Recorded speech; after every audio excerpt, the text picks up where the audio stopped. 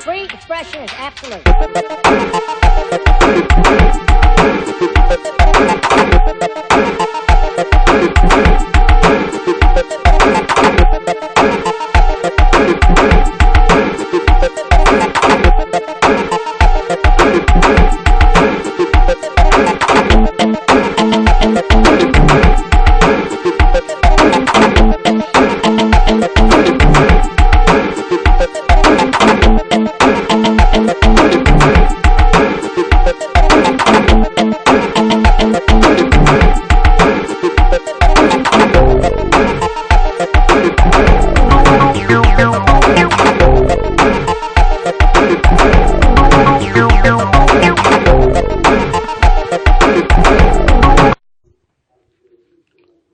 I'm watching a debate now between Dan Barker and Cardinal George Pell. My main interest in this debate, I'm gonna I think watch it on rerun a number of times, but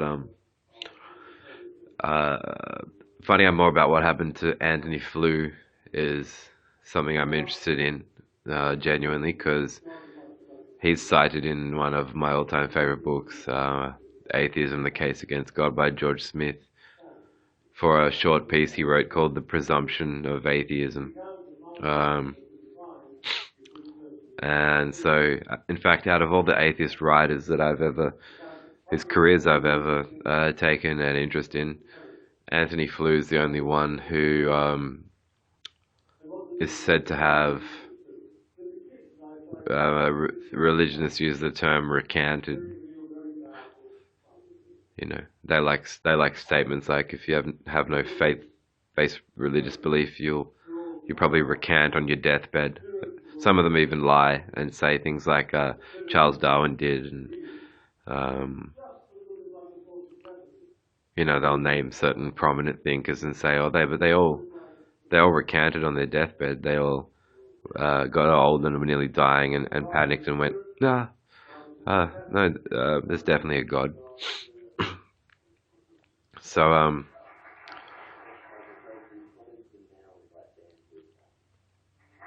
yeah, I no longer have any paperback work of Anthony Flew's, but I'd like to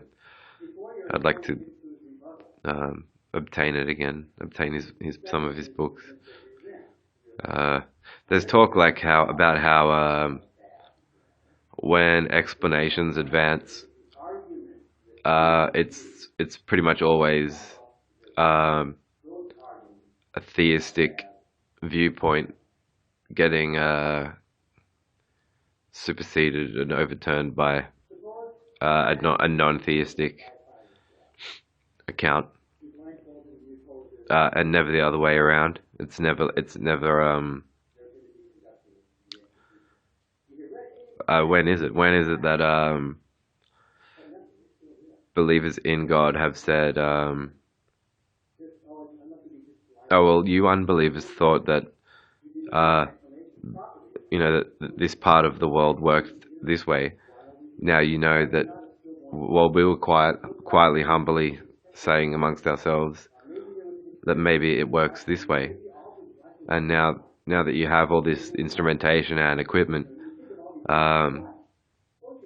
you know, as you can see, we knew what we were talking about.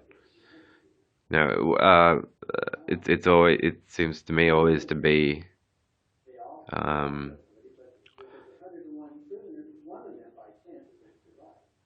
it seems to me always to be that, and it's because it's so easy to do it. It's so easy for a religionist to say, you go, why does this exist? Why does war exist? Oh, sometimes God gets angry and God's chosen people have to invade and destroy those who aren't among God's chosen people.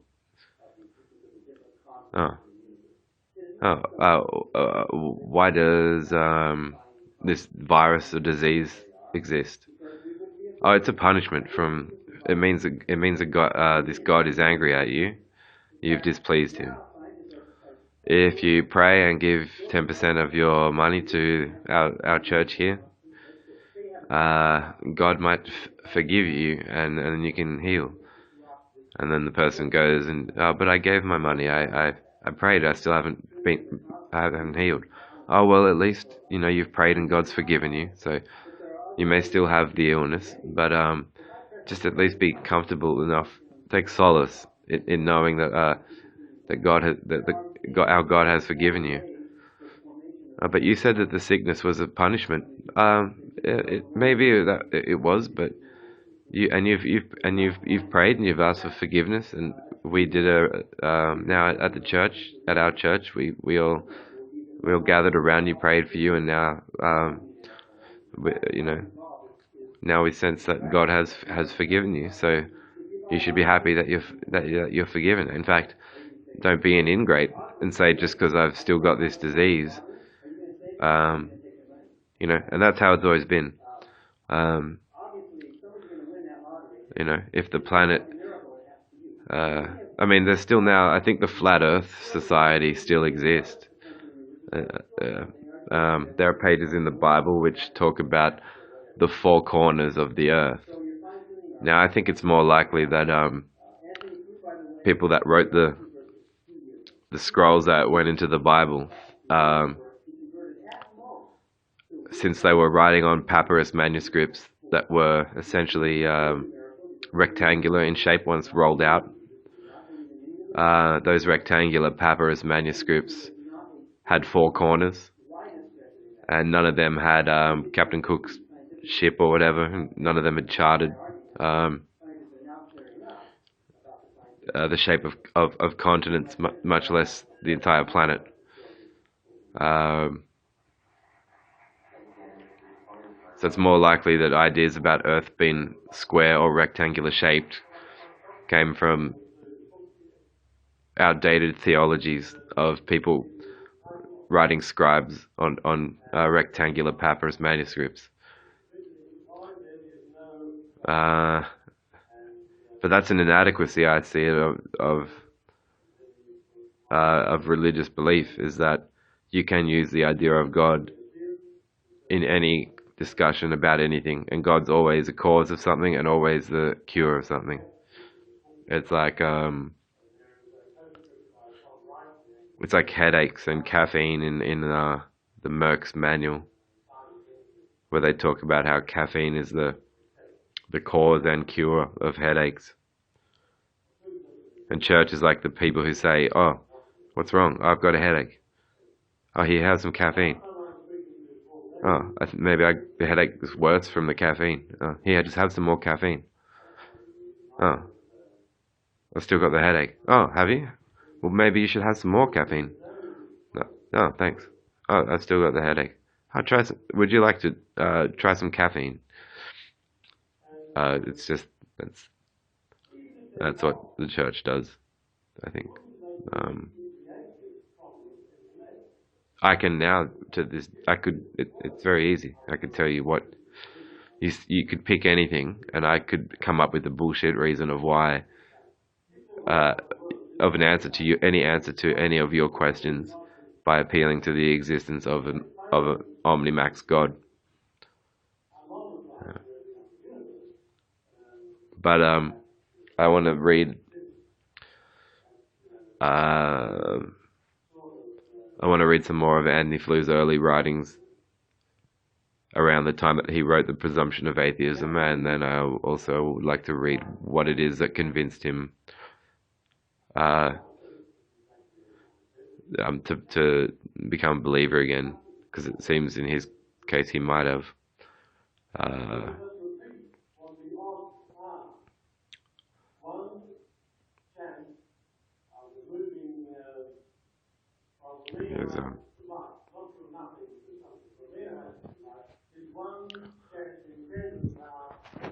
Here's the idiot. Yeah, that's what I was going to say. I think Anthony Flu's conversion was influenced by the extreme odds, and some argument about it being far too unlikely for the human race to exist because of certain calculations about odds for certain things to have happened. That's if I'd try and remember. I have to think back to when it was that I first heard that argument.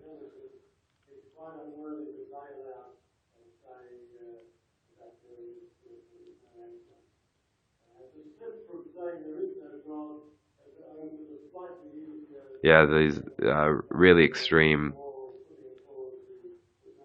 The fact of the matter is, not just imagine there were a planet-wide lottery,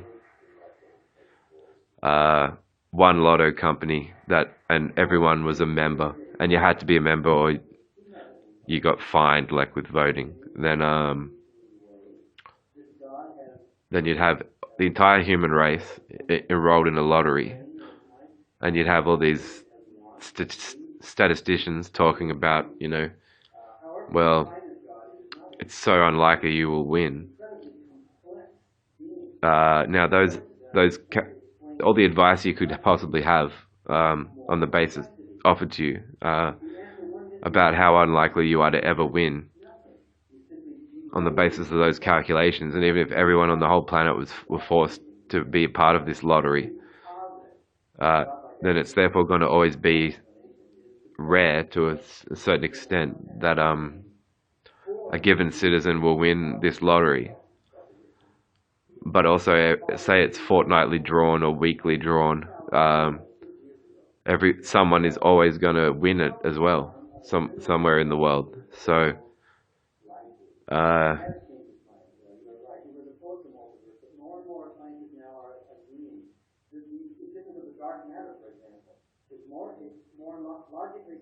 then there's also the whole.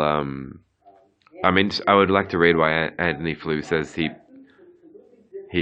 would, with his level of knowledge,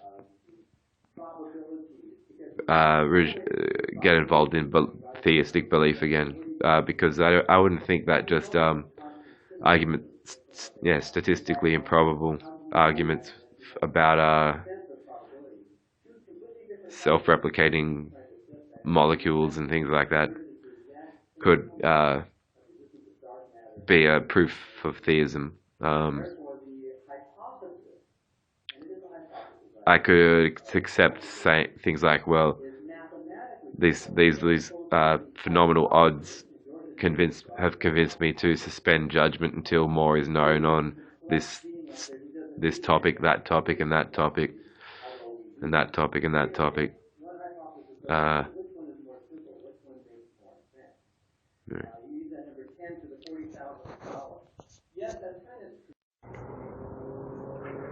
Just by telling you they're Freemasons, they're already disclosing that if they take that religiosity seriously, then they're essentially lying to themselves about the phenomenology of existentialism, which is, the philosophy of what existence is comprised of, causalism.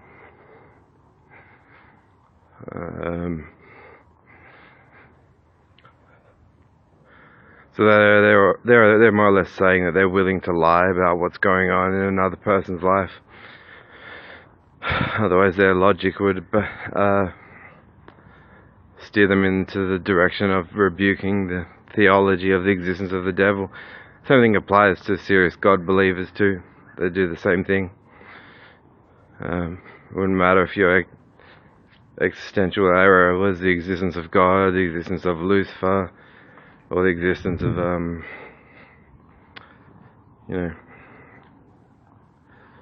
the dude from Agro's, no, he's real. Mighty Morphin Power Rangers.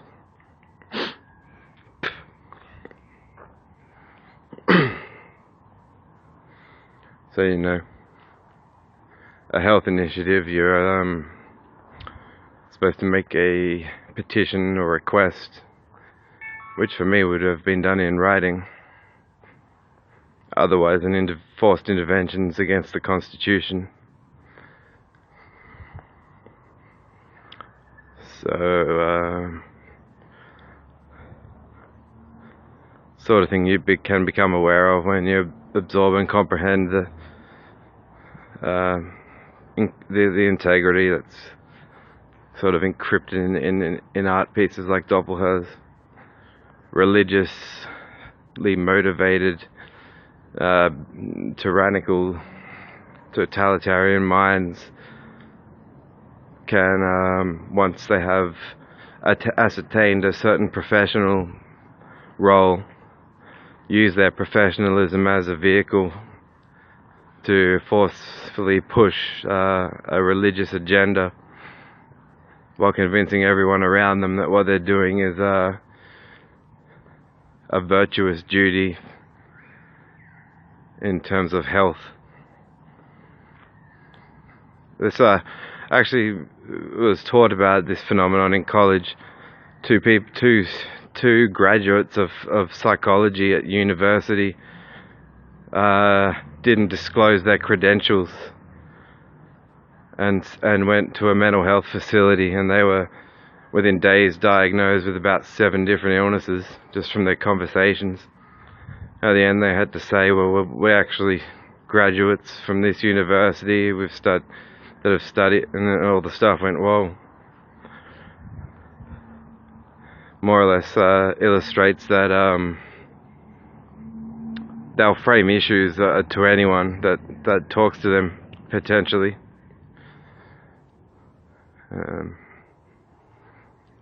It really is like the modern form of the theologian's war.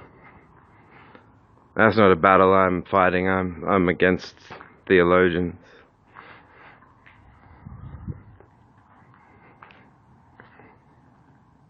Theologians drive wedges into comprehension of reality. They seem to do it whether they know it or not. Some of them are polite people and comprehend mutual respect while thinking they need theology, or else their life has no meaning. But I think that the reversal in of which Manson spoke in the 90s about being your own God, that was, I think, really about recognizing that if you were accosted by a religious activist group and you tried to understand them, the process involved you surrendering a lot of your personal potential and power. And so in doing that, in that act of yield, disguised yielding, a God is created, and it's just a waste of energy expenditure. So you reclaim it. It doesn't mean you think that you're the one making the rules for everyone else, like the God character does in the narratives. It just means you acknowledge you invented him. He didn't exist external to your reality. You and your team in the church had to have invented him. That means your mind has the power to at least create a Bronze Age God. What else can it do? That's the question that you start asking when you exit the church. But yeah. I should have known the story would loop due to the religious people positioned in various healthcare roles, deluding themselves that they are compelled by professionalism and not prejudiced beliefs. By now, perhaps they comprehend these artists I've grown up with at the same viewpoint as I. We were never promoting any theological agenda. Belief in the devil is still a form of theology. Doesn't matter if it's more interesting than Christianity. There's a tremendous amount of material that's vastly more interesting than all the axioms in theology. Breaking it down and rebuking it. Realizing that if those who believe in it will be prone to making some of the most pathetic judgmental errors,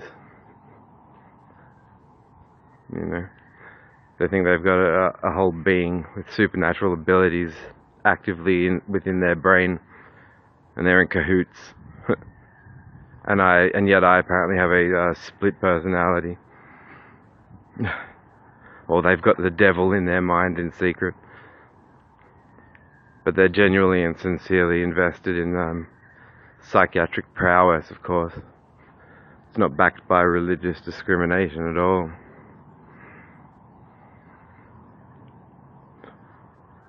And if they didn't want you to see that, I suppose they'd blame it on the video.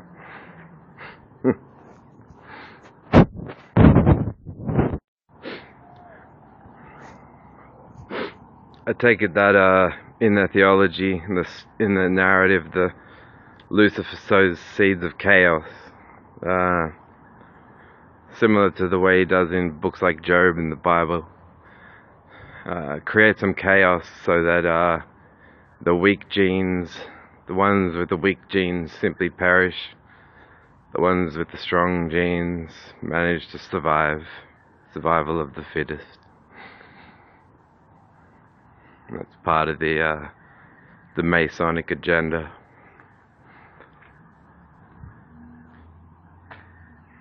Call an invasion a well-meaning intervention.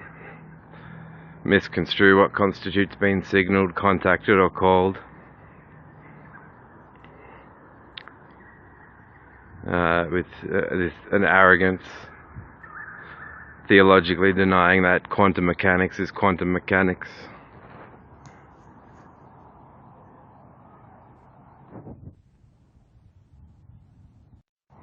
That element of their multifacet.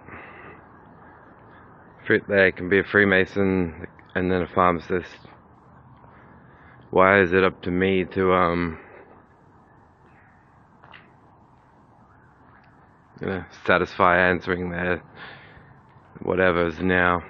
I mean, every day, every shift they work, they're confronted with why they should most likely want to deal in naturalistic philosophical terms.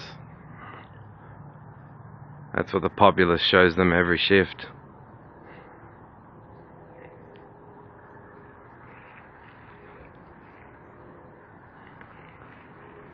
It's too silly. I don't comprehend supernatural as professional.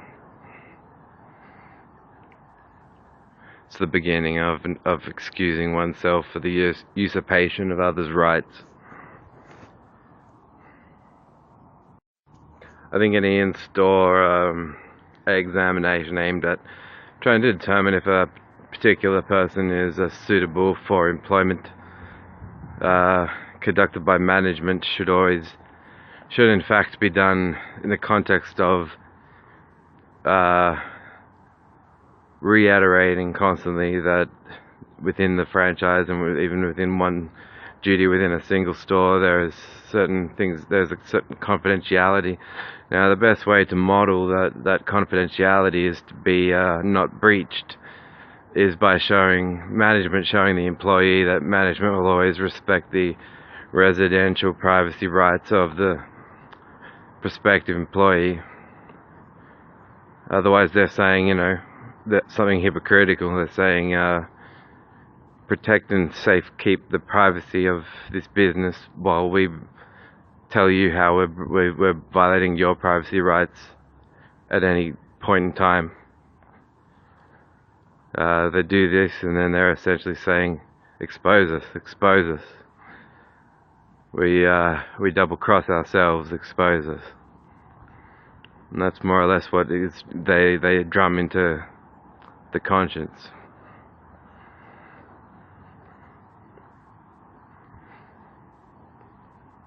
It's just disturbing to see every time the crimes of the supernaturalists the way that they almost want to do the dance over and over until they're caught and made severely accountable. The woman that drowns her kids in the bathtub, just pleading to the courts that she was just obeying God.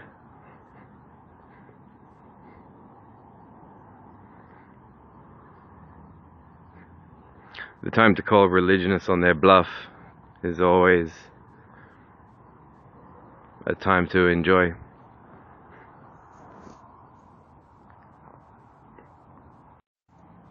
And that's one phenomenon I can never understand without having to actually genuinely speak the conclusion that Roger Toller's mind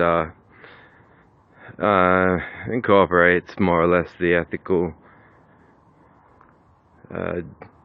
disposition of a pred. This is what I want people's attention drawn to, is this concept of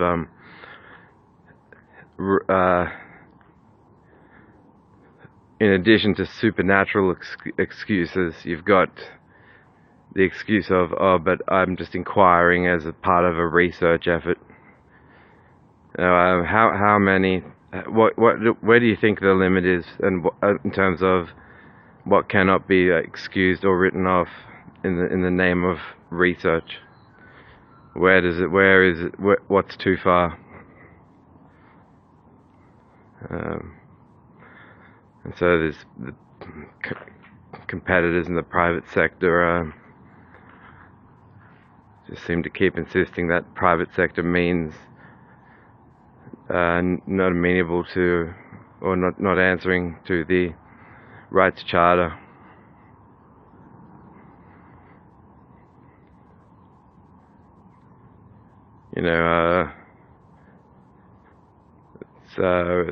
It's slightly reminiscent of those stories of Hitler wanting to, capture Jews that had certain facial features and, kill them and study their skulls and things like that. Truly horrible crimes have been perpetrated, all because the instigator is saying there's something to research. I find it amazing, truly, truly amazing, that my request after 9 years of service, after being asked to leave and not come back by an employer who did not follow up with a formal document stating that employment had officially been terminated after I'd signed an employment agreement. Nonetheless, I agreed it was time for me to leave, but the owner just could not. It was just strange. Mentally, it disturbed me greatly, because it's essentially saying, well, you're choosing to leave and perhaps work on art or something more to your interests. I think that goes against my interests, he says, and then the reality then that this portrayed is, for 9 years of service, we want to put you on the Mental Health Act. It's like the guy that starts planning the bombs on buses on the movie Speed, using the timer from that crusty gold watch that he gets from his job. You start to feel a bit like that guy, Dennis Hopper, a villain. Because of how you've been mistreated, you cannot fathom a step forward unless you recreate yourself now as an opponent.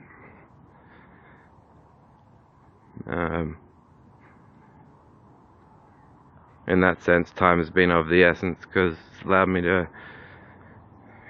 know thy enemy, know your enemy. It's Rage Against the Machine sang.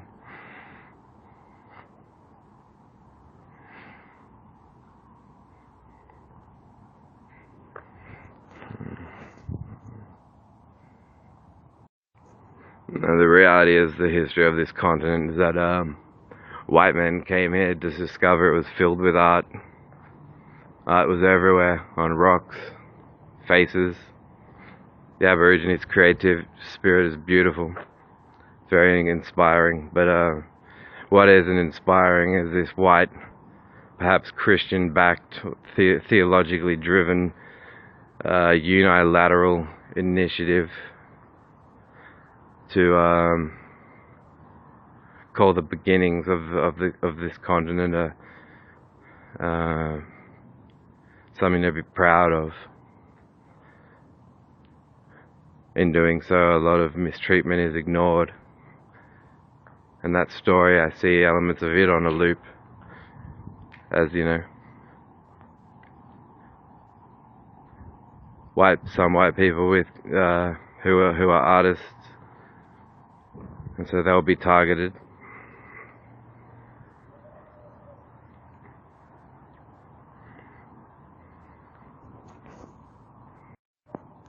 Basically, if any healthcare professional is even open to the possibility of profiting from the sale and dissemination of an idea of a conflict that is a fraud and not true, not provable, and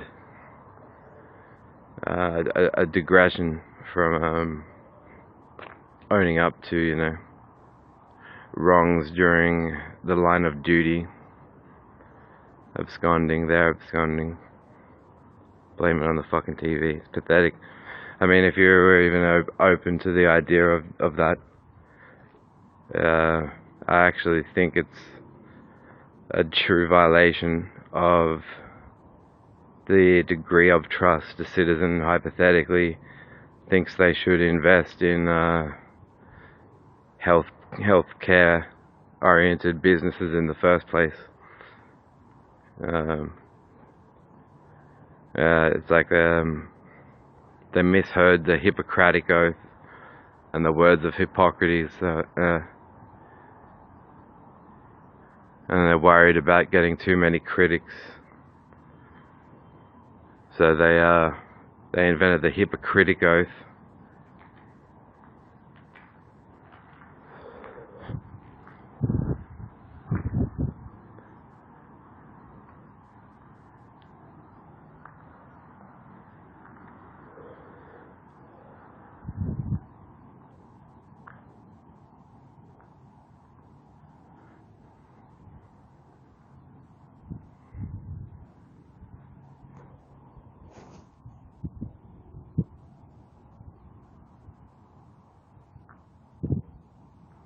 So what is the oath of Hippocrates? Very well then, people will soon gorge on the intel of Roger Toll's concealed in a dealer, more extreme than Cardinal George Pell.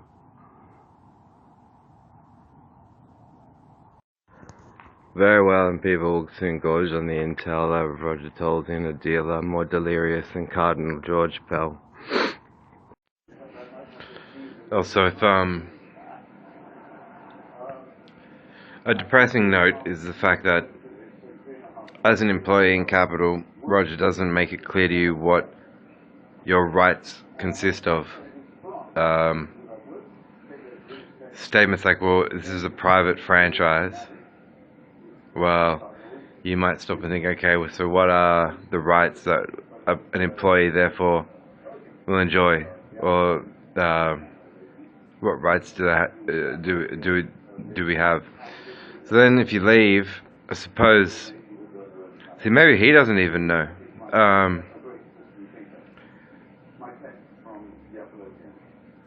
I'm beginning to wonder if that's the case, but it's his mind has those elements of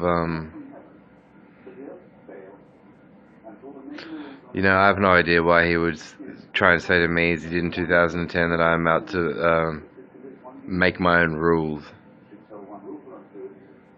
I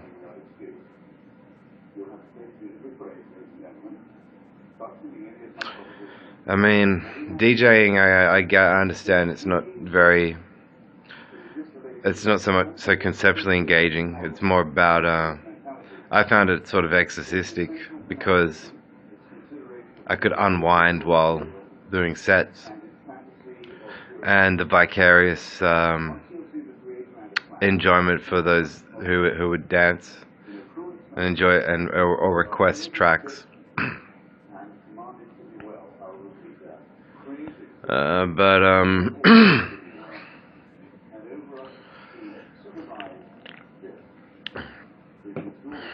it's almost like he's reserved opinions for what rights to actually say a person has is for when he tries to shuffle them onto, the Mental Health Act.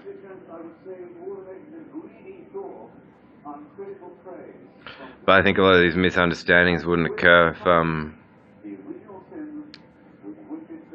upon original, when you first meet them, or when you're told you're now an employee, they should immediately talk rights right away. Talk about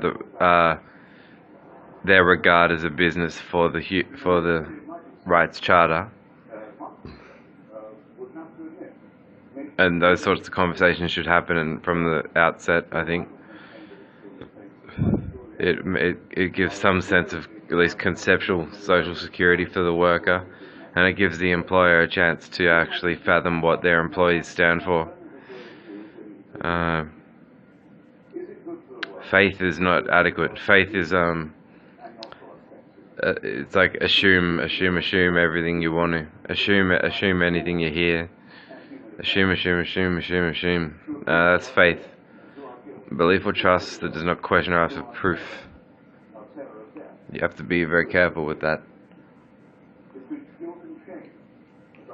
That Christian woman who drowned her children in the bathtub because she heard the voice of God telling her, she acted in what she knew to be good faith. Have a think about that.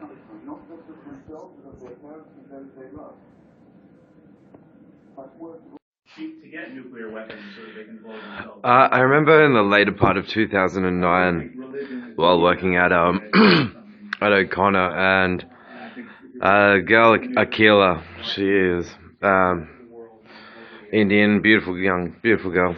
It was great to work with her. And Roger Toll had come in and pointed at the Fess saline nasal sprays, and now that I've had all this time to think about his seeing is believing, hearing is believing things, it's interesting seeing. He points at it and goes, bit much to pay just for seawater, isn't it?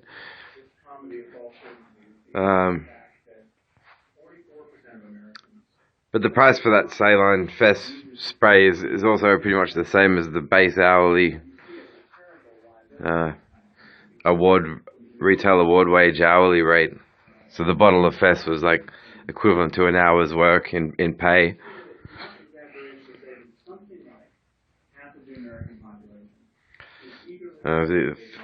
Seeing is believing. So what was he doing? Fessing something about the base retail award wage, given the uber higher calling that is retail pharmacy, so high as to render the prefix word retail inappropriate, because it's the desperation you hear from so much more noble a cause. And then January 2010, Roger Toll definitely showed he was one, partial to invade my territory. He meant to, and he meant to usurp the doctor I was seeing. So he who meant to usurp the doc in my territory winds up in a documentary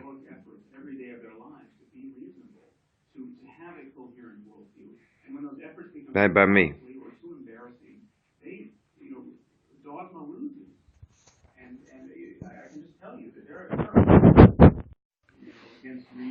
Actually, with Roger saying things throughout the career in the Capital franchise that I was gay, and his definition of that is, and he wasn't the only one to say it. A poof is just a person whose responsibility comes from the rebellion against their own sexuality. It did have a sort of ring to it of like them saying, "Go fuck yourself." And if that was their underlying sentiment, I wanted to understand what their particular case, in relation to me was and what their considerations were, because there is such thing as framing the issue. I don't respond. I'm not a perfect person, and I do not say, oh, you're lying and you're framing the issue to anyone over anything if I'm contested. I've got proof of that all through my writings. I scarcely even would invoke the straw man fallacy. You wait until someone has put words in your mouth more than once, I think, if you want to be polite, and then show them that they've invoked the straw man fallacy, because they're not even criticizing you. They've just got worked up over an idea of you that they had, an impression, and they've had it their impression, but they, none of your words actually support that impression, and hence that's what a straw man fallacy is. Build up the straw man and knock it down, but it's not even you. But since he knew that I was so into the works of people like Manson and Korn, in particular, like the first album, the self-titled Korn album, has a song in it called "Faggot." I did an assignment on it in an English class in college. We were asked to select a song, and it's a song actually about just being different, and on the grounds that you're different, you're getting called a faggot. But the whole song's about getting angry over that and rebuking the ad hominem.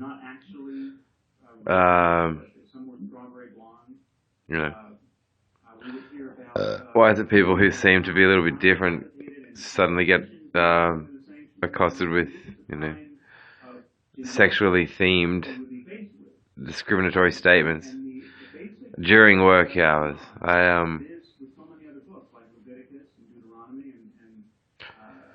It's so interesting observing differences between people. A young girl at the counter, Amelia, one afternoon said that the thought of old people having sex was gross to her. And Peter Holder took serious offence to it. He would have some talks to me afterwards saying, "Oh, I do not like that Amelia. I think I might have to take her off the roster." But Amelia was shocked that Pete spoke back to her on that topic, like as if to say, "You've offended me." But whereas I think Peter should have just chilled and gone, "Well, look, what does he want Amelia to think that's what watching Peter root would be a good sign of respect to one's boss?" I don't know why Pete took such offence to it. I downloaded an episode of Howard Stern where they interview Granny Annie. She's an elderly porn star, and she does sex scenes with black men. She was talking to Howard Stern about the stereotypical African American penis being giant, and she's tremendously old. She's a granny, but she has her own little niche market in pornography where she does these Granny Annie banging. She might have even banged an animal. I can't remember. But everyone has. I was in my teens. I was what you call. See, I took the idea from. I love when Manson said in an interview that he's a serial monogamist. I have been cheated on, but to the point where I took it as a challenge personally. It was when I was much younger to transcend jealousy, and it worked out to be really well. It worked out really well.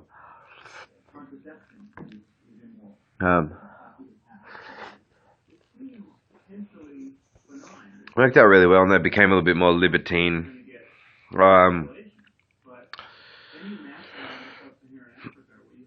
But Manson's used the term serial monogamist. I'm a serial monogamist, and we were asked in church to not have sex till we were married, and I was.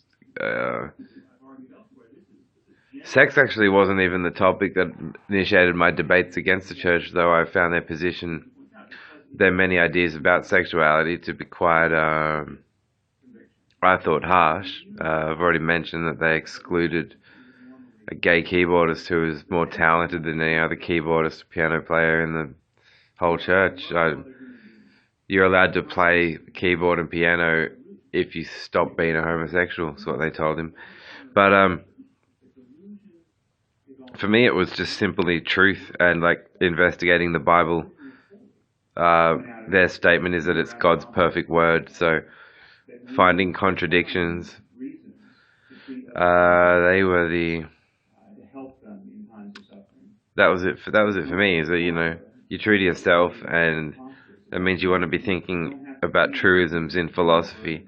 So if you counter errors, the eye for errors sort of brings you a bit of calm because and serenity in that those errors mean truth is lacking in the Bible, and that means that you then have to start dancing with arguments about does God even exist? But then it would mean if he doesn't, then he obviously hasn't caused all these wars and he's not ending all these lives, and there's release in that. There's some peace in that as well.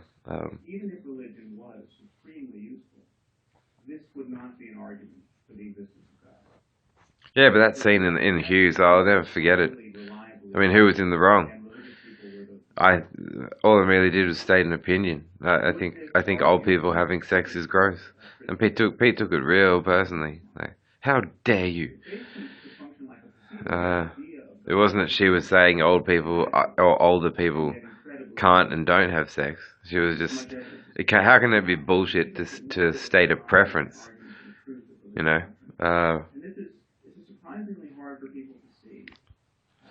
I just watch the.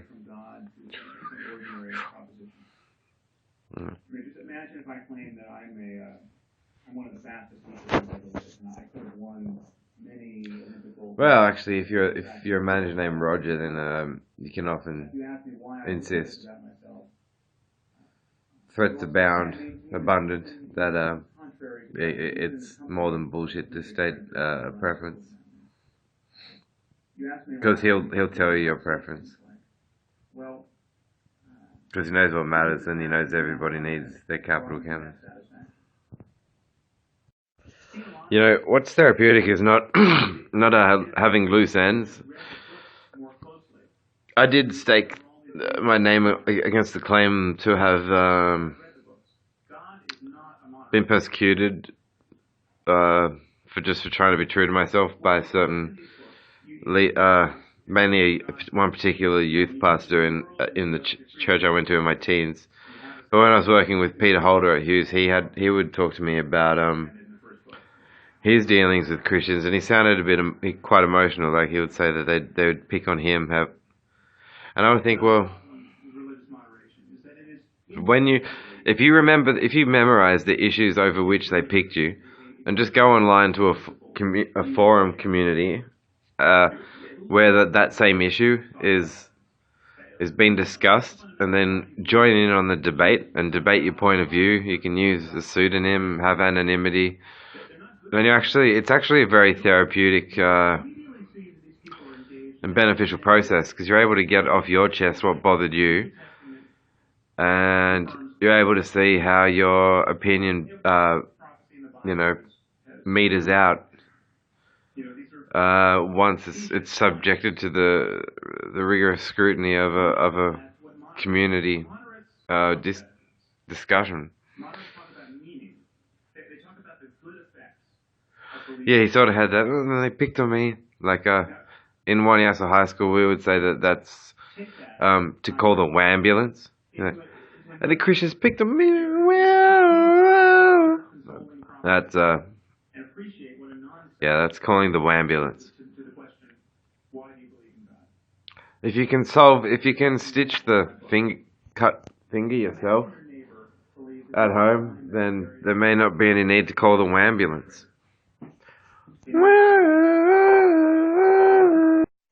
See, let's say that you do the opposite thing. Let's say they picked on you with various ad hominems, name calling, and partial arguments. and you took it personally. Well, then the opposite to that is on a forum. There's no need to take anything personally. If you have a pseudonym, a fake name, no one else on the forum knows you. And it's like it's a balancing act. You can pick up where you left off, and you can see if all that these people had to back their name calling and their sort of verbal encouragement was just you know uh, irrational, childish, and irrelevant. Uh, Prejudice without having a valid point to make or anything like that. These passages are immoral. I mean, the idea that you find that a woman is not a virgin on her wedding night and you stone her.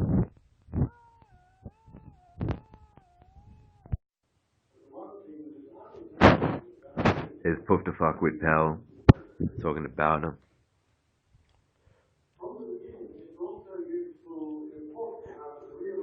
How important Roger Toll's work really is.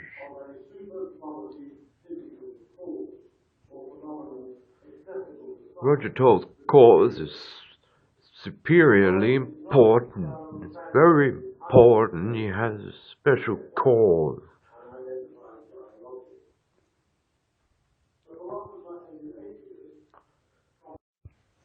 So for me, urinating on the pharmacy technician folder is a small part of. I enjoy removing any sort of items or possessions that remind me of any of the shifts that I worked in the company over the 9-year. Well, yeah, pretty much. No,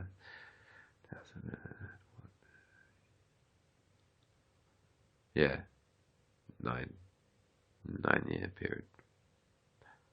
So there was a desk chair, I think, that Roger had given me at one point. I was getting rid of it as a second-hand item, and it was a functioning computer chair, potentially.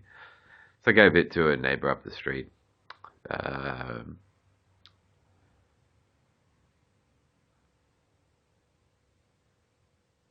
I think all the uniforms are thrown out.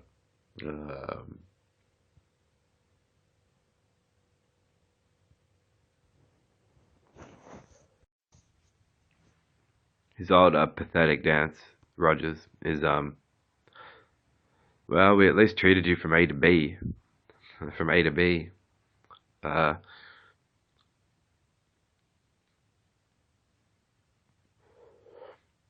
you know, you start to get some of your drives for expressionism back, which you've always lived for and always celebrated and always tried to enjoy in the company of others and those who you choose to be to accept as valued company, and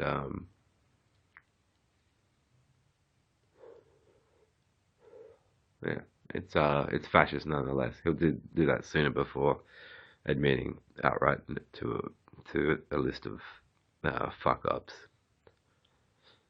Like, I can see his mind working that way. And you might say, well, why, how and why? And it's because I'm able to factor what has been said and done and what hasn't been said and done from a particular mind, and then consider which possible direction that person would go in. And, that's also part of how I caught this idiot online. Was I have at the very least caught him, I would say, irrefutably for not being opposed to certain wrongful acts in terms of how he thinks, So that's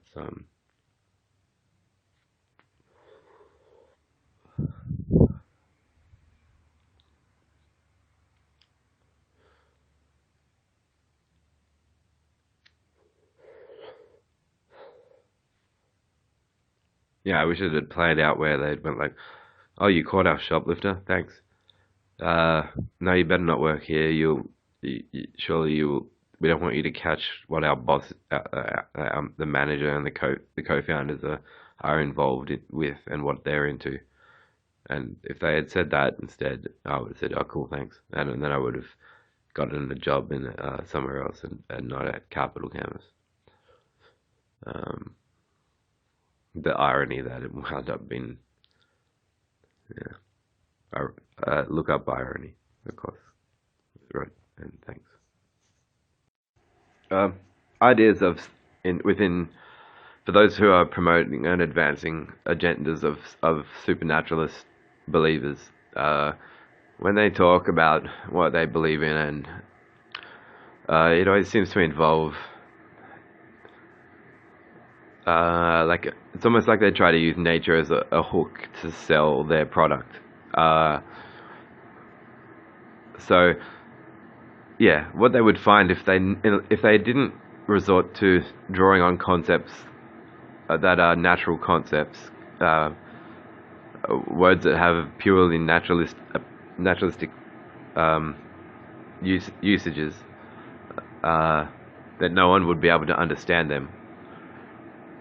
The words would be meaningless, so they have to always have um, like words about nature, and then mix them with these supernatural concepts. So yeah, but they'll try to say that supernatural, the definition means beyond nature, or not of nature. But it's hard to I think it's hard to say who is so learned in nature uh, that he or she could ever say where its scope, its boundaries have been infringed upon. That was, I think, a saying from a skeptic of miracle claims.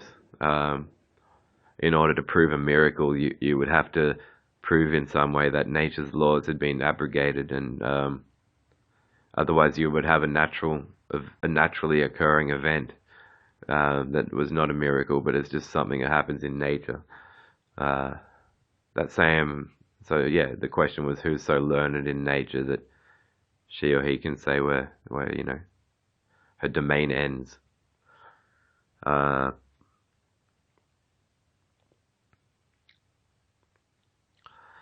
but the a '90s show from David Copperfield would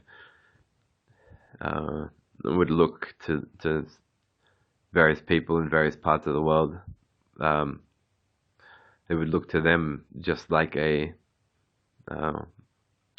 a miracle orchestrated or caused by whatever was the popular deity in their region of the world, wherever they lived. If it was David Copperfield doing magic tricks by a bunch of starving Korean people, they would think that Kim Jong Un had uh, sent David Copperfield there. Uh,